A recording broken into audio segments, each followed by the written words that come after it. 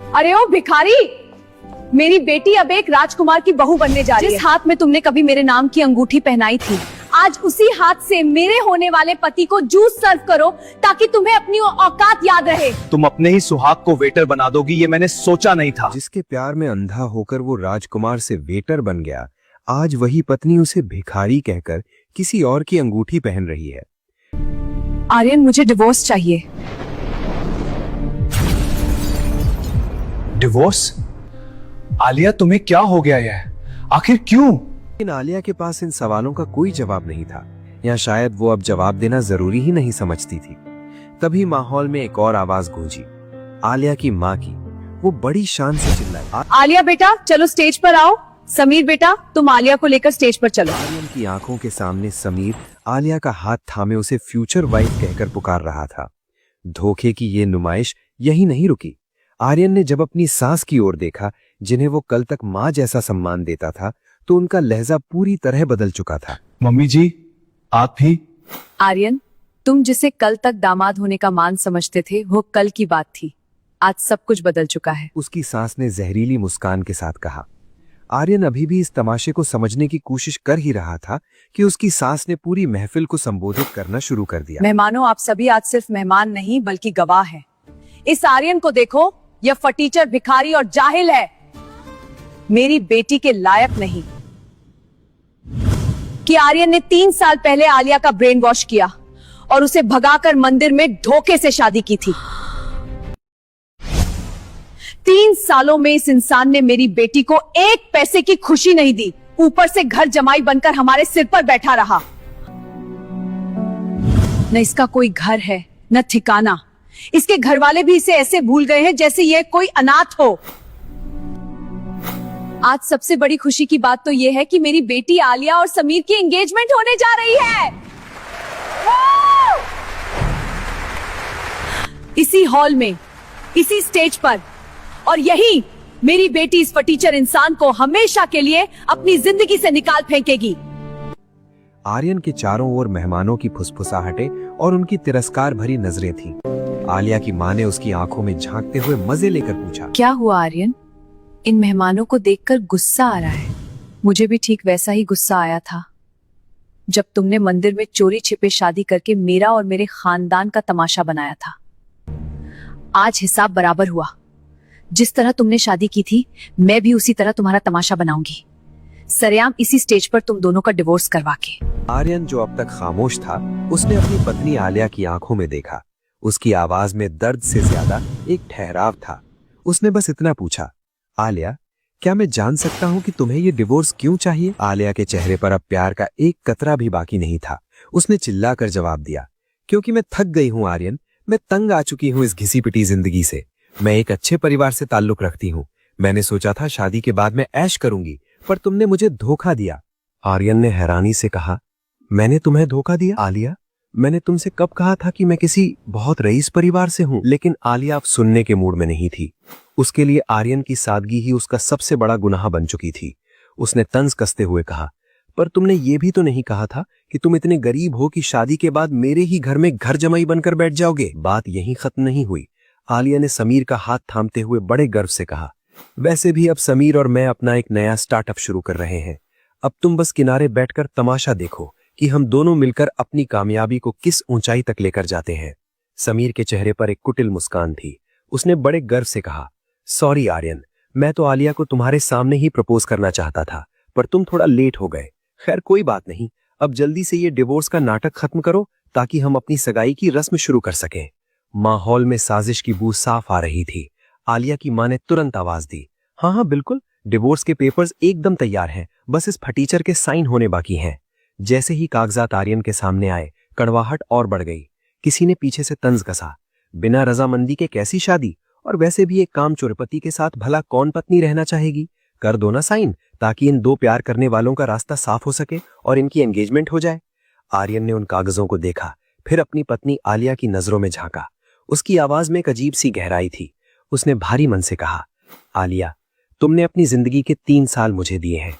आज मैं तुमसे अपनी इस शादी की खातिर आखिरी 3 घंटे मांग रहा हूं। आलिया झल्ला उठी। उसे लगा ये आर्यन का कोई नया ड्रामा है। उसने चिढ़कर पूछा, 3 घंटे?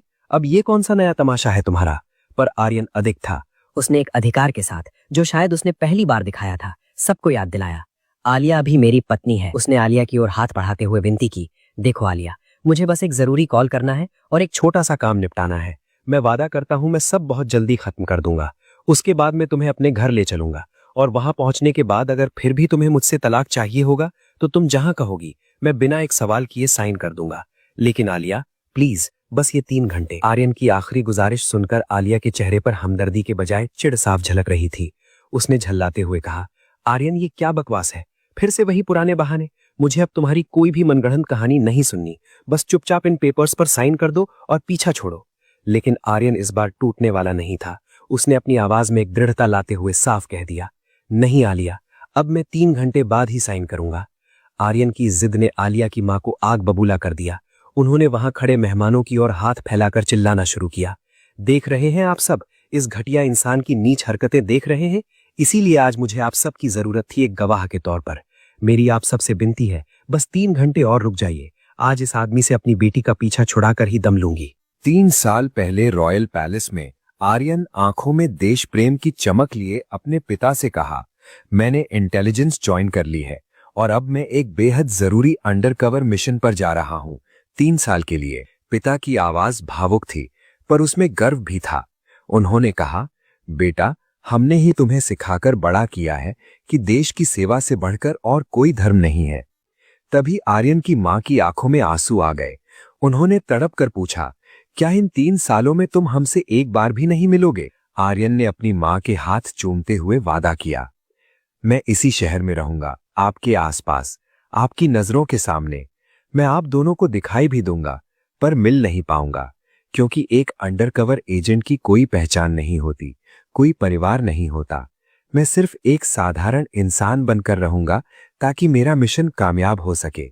पिता ने हाथ उठाकर आशीर्वाद दिया, हमें गर्व है कि देश की सेवा के लिए हमारा बेटा हमसे दूर रह रहा है। ईश्वर तुम्हें तुम्हारे इस महान मकसद यानी मिशन में कामयाब करे बेटा। आर्यन ने अपना जय सिंह सरनेम किसी शर्म की वजह से नहीं बल्कि देश की सुरक्षा की खातिर कुर्बान कर दिया था। उसने एक साधारण आर्यन बनकर 3 साल तक जिल्लत सहना मंजूर किया ताकि उसके देश पर कोई आंच ना आए। इंटेलिजेंस हेडक्वार्टर में मिशन की रूपरेखा तैयार थी। ऑफिसर ने आर्यन को उसका अपॉइंटमेंट लेटर सौंपते हुए कहा, आर्यन, ये रहा तुम्हारा पत्र। आज से तुम्हारी पहचान एक मामूली स्टोर इंचार्ज की होगी। सिद्धि केमिकल्स हमारा निशाना है। आतंकी वहां से घातक रसायन चुराकर निर्दोष लोगों की जान लेना चाहते हैं। तुम्हें अपनी जान जोखिम में डालकर उन्हें रोकना होगा। आर्यन ने बिना किसी हिचकिचाहट के जवाब दिया, मैं इसे संभाल लूंगा सर। आर्यन अपनी अंडरकवर ड्यूटी के तहत एक साधारण स्टोर इंचार्ज बनकर सिद्धि केमिकल्स में ज्वाइन करता है, जहां आलिया पहले से ही एक ऊंचे पद पर काम कर रही थी।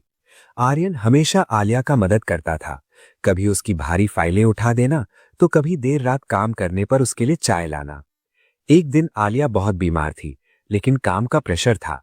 आर्यन ने अपनी ड्यूटी के बाद छुपकर आलिया का सारा पेंडिंग काम खत्म कर दिया। जब आलिया ने यह देखा तो उसे एहसास हुआ कि आर्यन जैसा निस्वार्थ इंसान उसे दुनिया में कहीं नहीं मिलेगा। वो आर्यन की सादगी पर दिल हार बैठी। आलिया की मां आलिया की शादी किसी अमीर खानदान में कराना चाहती थी। जब उसे आर्यन के बारे में पता चला तो उसने आर्यन को फटीचर कहकर बहुत जलील किया। आलिया ने अपनी मां के खिलाफ जाकर आर्यन से कहा, मुझे दौलत नहीं, तुम्हारा साथ चाहिए। हम मंदिर में शादी करेंगे।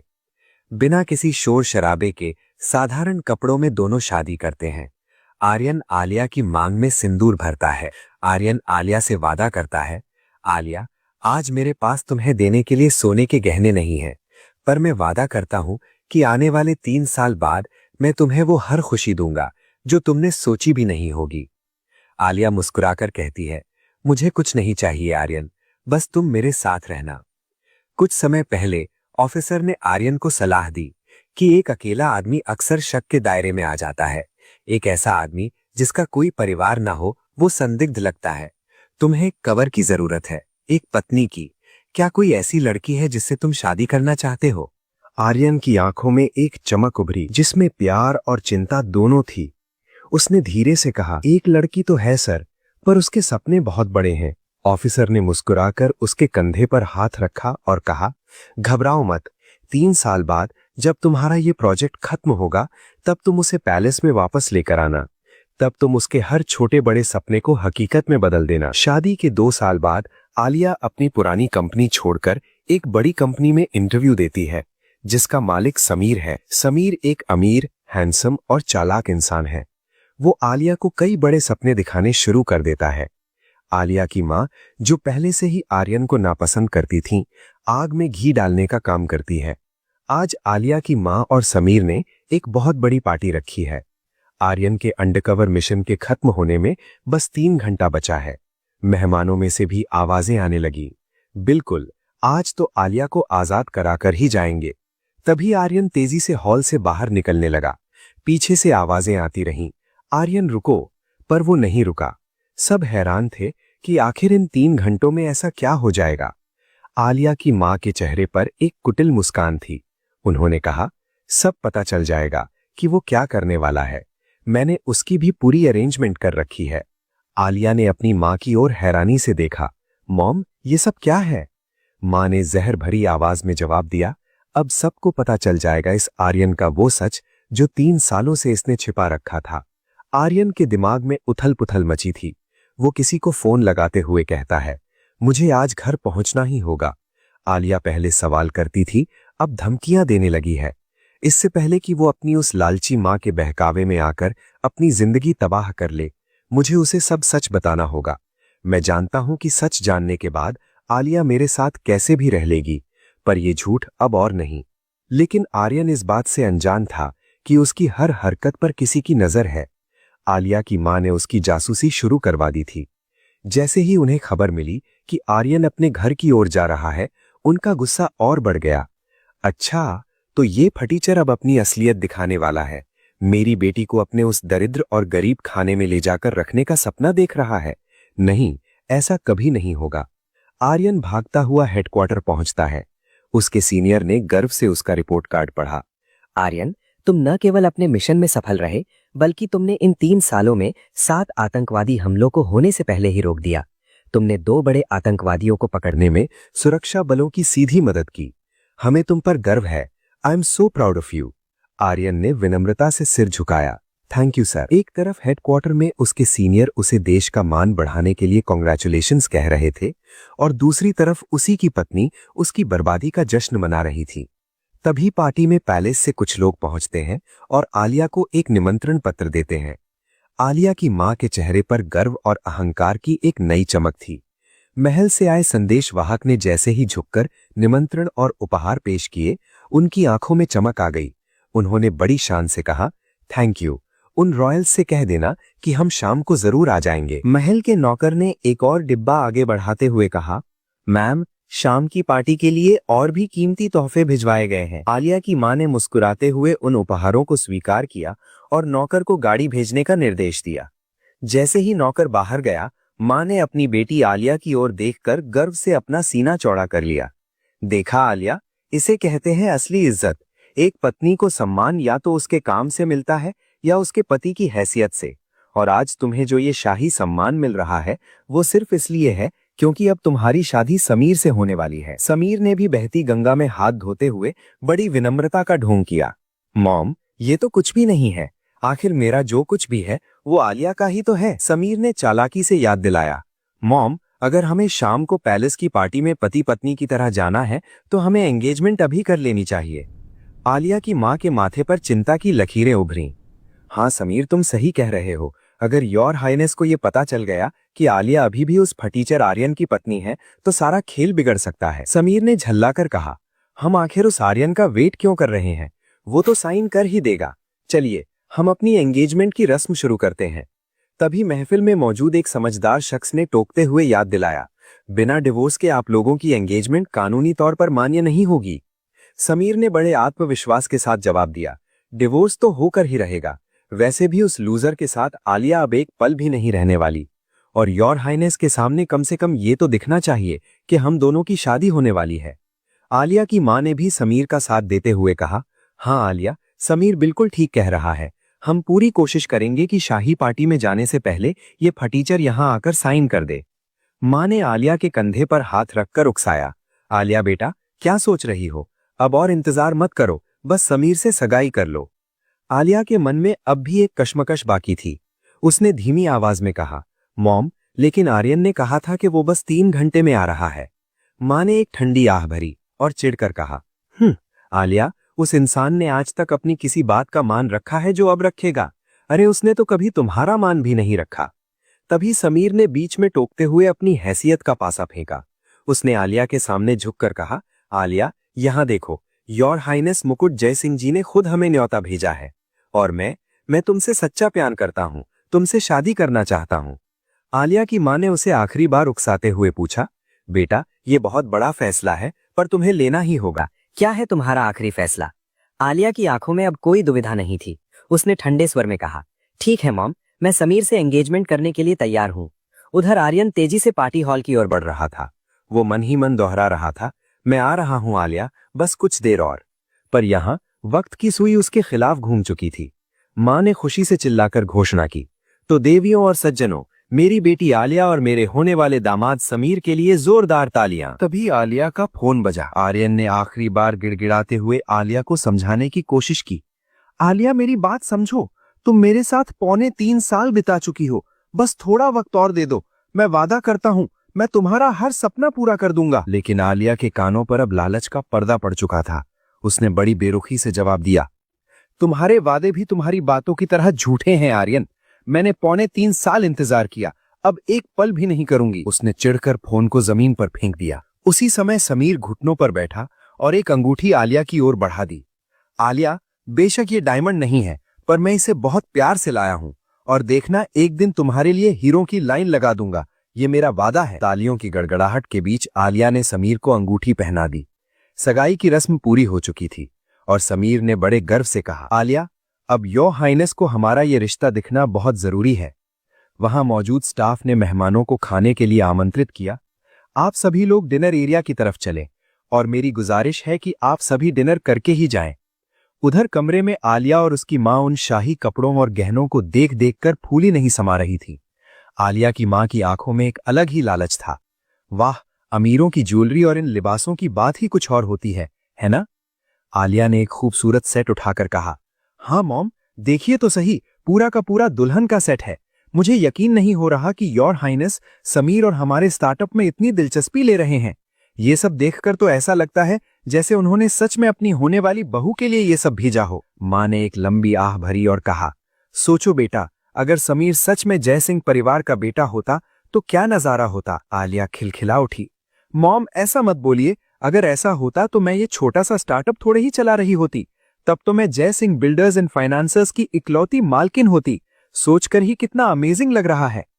उसी समय समीर वहां पहुंचा। अरे कितना टाइम लगा रही हैं आप दोनों, जल्दी निकलिए, हमें पैलेस पहुंचना है। आलिया ने मुस्कुराते हुए कहा, पता है समीर, अभी हम यही बात कर रहे थे कि काश तुम सच में इस शाही परिवार के वारिस होते तो कितना अच्छा होता। समीर के चेहरे पर एक धूर्त मुस्कान आ गई।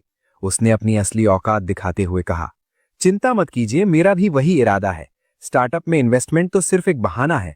मैंने सुना है कि महाराज का एक ही बेटा है जो बरसों से उनके साथ नहीं रहता। वो कहाँ है, क्या करता है, कोई नहीं जानता। वो बुढ़ा बुढ़ी पैलेस में बिल्कुल अकेले हैं। उसने आगे अपनी साजिश का खुलासा किया, आज से मैं और आलिया उन्हें अपनी बातों के जाल में फंसाएंगे। हम उन्हें ऐसा दिखाएंगे जैसे हम ही उनके अपने हैं, ताकि वो अपनी जायदाद का 100 गुना ज्यादा हिस्सा हमारे स्टार्टअप में लगा दें। आलिया की मां समीर की इस चालाकी पर फिदा हो गई। वाह समीर, मान गए तुम्हें।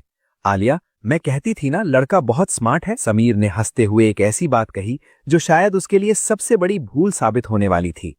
सच में आलिया, वो बेटा महाबेवकूफ होगा जो इतना बड़ा राजपाट और परिवार छोड़कर कहीं चला गया होगा। उधर रास्ते में एक गाड़ी आर्यन के सामने आकर रुकी। गाड़ी से उतरे राघव, जो आर्यन की हकीकत जानते थे। आर्यन ने चौंक कर पूछा, राघव, आपने मुझे बीच रास्ते में क्यों रोका? राघव ने गंभीर स्वर में कहा, आपके माता और पिता को आपकी शादी के बारे में सब पता चल चुका है। उन्हें आज ही मालूम चला है कि आप पिछले 3 साल से अपनी पत्नी के साथ रह रहे हैं। वे अपनी बहू से मिलने के लिए बेताब हैं। आर्यन के चेहरे पर चिंता की लकीरें उभर आईं। मैंने तो अभी तक उन्हें कुछ नहीं बताया था। राघव ने खुलासा किया कि समीर और आलिया की मंगनी हो चुकी है। आर्यन का खून खौल उठा। मंगनी? बिना डिवोर्स दिए? आलिया की शादी मुझसे हुई है और अभी तक हमारा तलाक नहीं हुआ है? राघव ने कड़वी सच्चाई बताते हुए कहा। समीर को लग रहा है कि ये पार्टी उसके स्वागत में रखी गई है। वो योर हाइनेस को अपना और आलिया का रिश्ता दिखाना चाहता है ताकि करोड़ों का निवेश यानी इन्वेस्टमेंट हड़प सके। जब आलिया, उसकी माँ और समीर पैलेस के मुख्य द्वार पर पहुंचे तो उनकी आंखें फटी की फटी रह गईं। आलिया की माँ ने उत्साह में कहा, oh my God, Jaisingh palace! आज तक सिर्फ सुना था, आज देख भी लिया। तभी पैलेस के मुख्य द्वार पर आर्यन खड़ा था। उसे देखते ही समीर और आलिया के चेहरे पर घृणा और मजाक का भाव आ गया। समीर ने तंज कसते हुए पूछा, कहाँ? किससे मिलना है तुझे? आर्यन ने शांति से कहा, मुझे योर हाइनेस से मिलना है। समीर ठहाका मारकर हंस पड़ा, महाराज से? क्यों? क्या आज की रॉयल पार्टी में तुझे भी इनवाइट आया है क्या? तुझे तो इस पैलेस में कोई झाड़ू लगाने की नौकरी भी ना दे। समीर ने हेड वेटर को बुलाया और अपना रौब झाड़ते हुए बोला, मैं समीर मेहता हूं, महाराज का बिजनेस पार्टनर। ये आर्यन है, पूरी तरह जॉबलेस। इसे वेटर की नौकरी पर रख लो, महाराज से मैं खुद बात कर लूंगा। उसने आर्यन के पास जाकर उसके कान में जहर उगला। तेरे पास खोने को तो कुछ है नहीं, तो जा और वेटर का काम कर, वरना 2 मिनट नहीं लगेंगे मुझे तुझे यहां से बाहर फेंकवाने में। आर्यन की आंखों में एक अजीब सा संयम था। उसने शांत स्वर में जवाब दिया, तुम चाहो तो मुझे 2 मिनट में बाहर फेंकवा सकते हो समीर, लेकिन मैं यहां सिर्फ ये देखने आया हूं कि आलिया का स्टैंड क्या है। क्या वो भी तुम्हारी तरह पूरी तरह मक्कार बन चुकी है या उसमें अब भी कुछ इंसानियत बाकी है? जैसे ही आर्यन हॉल रूम में पहुंचा, आलिया सीधे आर्यन के पास पहुंची। उसकी आवाज में नफरत का जहर घुला था। आर्यन, रुको, तुम यहां कैसे पहुंचे? जैसे भी पहुंचे हो छोड़ो। तुमने घर पर 3 घंटे मांगे थे, अब चुपचाप इन पेपर्स पर साइन करो और यहां से दफा हो जाओ। आर्यन ने खामोशी से आलिया की आंखों में देखा। आलिया को लगा कि वो शायद अब भी कोई मिन्नत करेगा, इसलिए उसने और कड़वाहट से कहा, मुझे जल्दी है क्योंकि मैं तुमसे और इस फटीचर शादी से हमेशा के लिए छुटकारा चाहती हूँ। साइन करो और निकलो। आर्यन के चेहरे पर अब एक अजीब सी शांति थी। उसने दृढ़ता से कहा, ऐसे तो मैं इन पेपर्स पर साइन नहीं करने वाला। आलिया झल्ला उठी। ओ गॉड, प्रॉब्लम क्या है तुम्हारी? आखिर तुम चाहते क्या हो? नहीं करोगे ना साइन? ठीक है, मत करो। मैं कोर्ट जाऊंगी पर इस फटीचर शादी को खत्म करके ही रहूंगी। अब यहां से दफा हो जाओ, गेट आउट। तभी महल के गलियारे एक भारी और रौबदार आवाज से गूंज उठे। महाराज मुकुट जयसिंह स्वयं वहां पहुंच चुके थे। उनकी आंखों में अंगारे थे। उन्होंने वेटर की वर्दी में खड़े आर्यन को देखा और चिल्लाकर पूछा, ये तुम्हारा हाल किसने बनाया? किसने हिम्मत की तुम्हें वेटर बनाने की? आर्यन ने अपने पिता को शांत करने की कोशिश की। महाराज साहब, रहने दीजिए। पर महाराज का क्रोध 7वें आसमान पर था। उन्होंने फिर दहाड़कर पूछा, आर्यन, मेरे सवाल का जवाब दो, तुम्हें वेटर किसने बनाया? तभी हेड वेटर ने डरते हुए समीर की ओर इशारा किया। योर हाइनेस, इन्होंने ही मुझे कहा था कि आर्यन जॉबलेस है, इसे वेटर की नौकरी दे दो और वे आपसे बात कर लेंगे। मैंने तो बस इनके कहने पर इसे काम पर रखा था सर। समीर के पसीने छूटने लगे। उसकी आवाज लड़खड़ाने लगी। नहीं नहीं महाराज, ये झूठ बोल रहा है। महाराज ने अपनी आंखों में घृणा लिए समीर की ओर देखा और कड़क कर पूछा, and who the hell are you? आखिर तुम हो कौन? समीर ने अपनी आखिरी उम्मीद स्टार्टअप का कार्ड खेला। मैं समीर मेहता हूं। जयसिंह बिल्डर्स एंड फाइनेंसर्स मेरे स्टार्टअप को फंड करने वाले हैं। महाराज ने एक ठंडी मुस्कान के साथ उसे टोका। जयसिंह बिल्डर्स एंड फाइनेंसर्स साल के 25 स्टार्टअप्स को फंड करती है। इसका मतलब ये नहीं कि तुम यहाँ के मालिक हो गए। आलिया और उसकी माँ की आंखों के सामने अंधेरा छा गया जब महाराज ने उस शाही इनविटेशन का सच उजागर किया।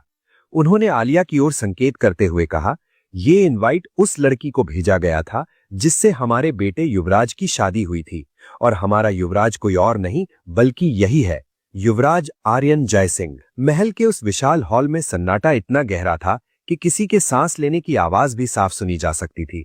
महाराज का गुस्सा 7वें आसमान पर था, पर तभी वेटर की वर्दी में खड़े आर्यन ने अपना हाथ उठाया और शांत स्वर में कहा, रुकिए, इन्हें छोड़ दीजिए महाराज। आर्यन ने एक गहरी सांस ली और सबकी नजरों में झांकते हुए आगे बढ़ा। उसकी आवाज में अब वो राजकुमार वाली खनक और अधिकार था जिसे उसने 3 साल तक दबाए रखा था। महाराज, इस पैलेस में मुझे कोई मेरी मर्जी के बिना कुछ भी नहीं बना सकता। समीर के दिल में जो आया उसने किया क्योंकि मैंने उसे रोका नहीं, और मेरे उसे न रोकने की एक बहुत बड़ी वजह थी।